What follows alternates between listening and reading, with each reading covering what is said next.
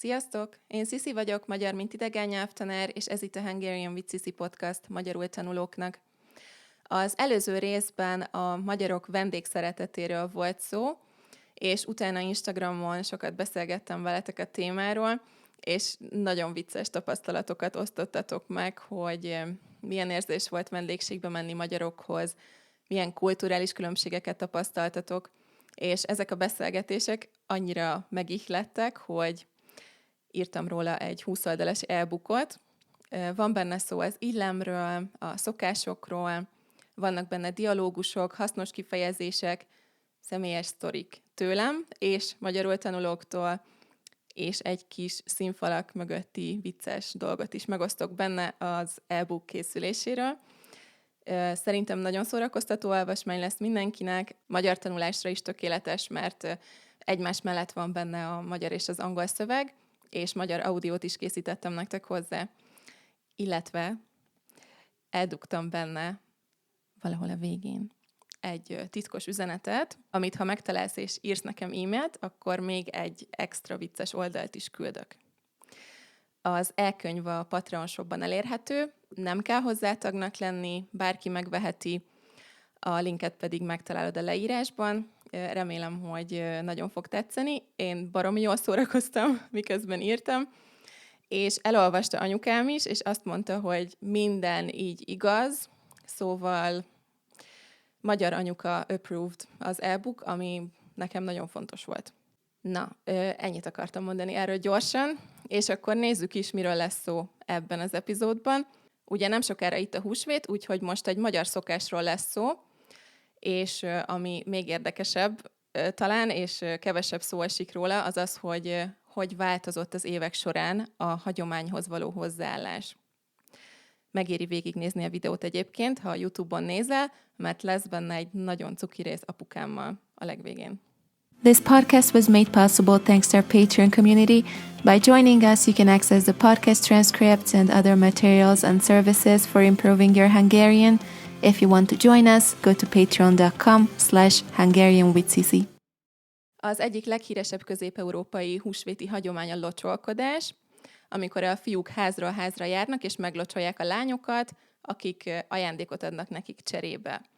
Régen vízzel locsolták a lányokat, és hímás tojást, szép festett tojást kaptak a fiúk. Ma inkább kölnivel szokás locsolkodni menni, és csokit, italt, vagy tinédzsereknek, gyerekeknek pénzt adnak. Ez egy teljesen átlagos, normális szokás volt, amikor kicsi voltam. Mindig átjöttek a szomszédbácsik, és meglocsolták anyukámat és engem, és adtunk cserébe csoki tojást. Amikor már nagyon sok locsoló jött, és nagyon büdös volt a hajunk, akkor már nem nyitottuk ki az ajtót többet. Aztán még akkor is boldogan ünnepeltük, amikor tinédzser voltam. Emlékszem, hogy a fiú barátaim 4-5 együtt egy kocsival mentek az összes lány ismerősükhöz. Kimentem a folyosóra, mert akkor egy ilyen nagy 3 emeletes épületben laktunk, és ráöntöttek a fejemre egy liter vizet, és utána behívtam őket a lakásba enni, és inni, és kaptak csoki tojást. Akkor úgy gondoltam már az egészre, hogy milyen kedves, hogy meglátogattak. Nekem most is kedves emlék, de mostanában már az elmúlt 2-3 évben nagyon gyakori téma a social médián, a közösségi médián, hogy ez a szokás miért jó a nőknek. Hogy egész nap otthon főznek, sütnek, készülnek, dekorálnak, csokit vesznek, és a fiúk a törődésért cserébe vizet öntenek rájuk, vagy büdös kölnivel lespriccelik a hajukat. Na és emlékszem, hogy láttam erről egy posztot Eszter Virágtól Instagramon tavaly. Most a podcast miatt megkerestem, és gondoltam, felolvasom nektek. Lesznek benne nagyon nehéz, bonyolult részek, de nem hosszú. Azt írja, hogy tényleg kell még nekünk a locsolkodás? Mikor érik meg egy szokás arra, hogy elengedjük? Miért fontosabb nekünk, felnőtteknek, egy hagyományhoz való ragaszkodás, mint az, hogy megtanítsuk a lánygyerekeknek, hogy mondhassanak nemet következmények nélkül. A fiúknak pedig, hogy ismerjék fel, és vegyék komolyan, ha egy lány nemet mond. Felnőtt fejjel igazán zavarba ejtő belegondolni, hogy a locsolkodásnak ez a modern formája valójában tökéletesen lemodellezi azt az egyenlőtlenségeken alapuló szereposztást, amit pusztán a nemünk alapján felnőttként ránk ró majd a társadalom. Vagyis a láthatatlan munka nőkre való hárítását és a férfi jutalmazását a semmiért. Na, hát érdekes téma, az biztos. Őszintén szólva, az én fejemben nem ennyire komoly ez a téma. Szerintem ez egy aranyos, vicces szokás. Ha apukám meg akarna locsolni, biztos, hogy nagyon örülnék, és szívesen fogadnám. De például nekem személy szerint annyira például nem fontos, hogy a mexikói férjemnek megtanítsam, és megkérjem, hogy erre figyeljen minden húsvétkor, mert enélkül én nem tudok élni.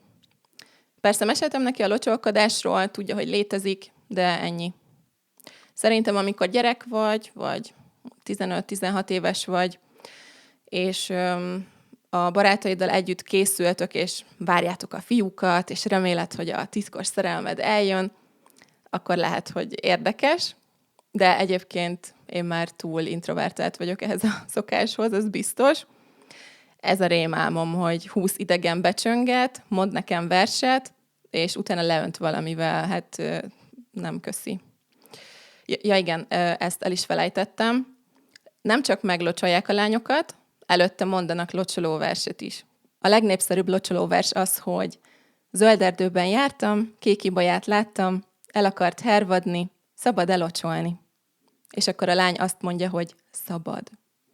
Szóval megkérdezik, és csak akkor locsolnak meg, ha igent mondasz, de nem tudom, ki mer nemet mondani, annyira kellemetlen lenne. Hát igen, változik a világ. Mondom, azt el tudom képzelni, hogyha van egy társaság, például az iskolai osztályod, vagy egyetemi csoportod, vagy nagyon jóban vagytok a kollégáiddal, akkor ez abszolút lehet jó szórakozás, egy tök jó kis program.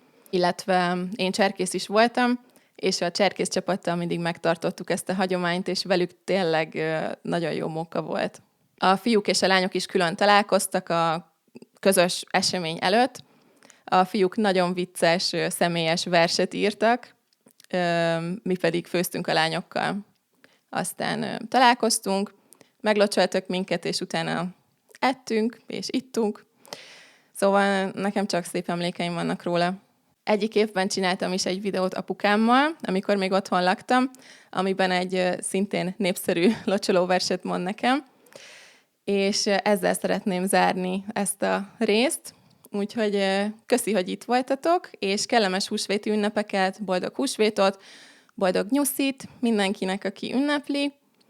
És ha szereted a podcastomat, akkor ne felejts el 5 csillagot adni Spotify-on, vagy lájkolni a videót, ha a YouTube-on nézel, mert nagyon sokat segítesz vele.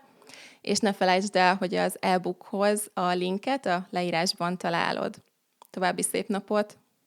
Zöld erdőbe jártam, bárány húzta rengőkocsin, mindjárt ide szálltam. Nesze hát rózsaszál, gyöngyöm, gyöngyvirágom, hol a tojás, piros tojás, talisznyámba várom. Szabad-e locsolni? Szabad. Ja, elég.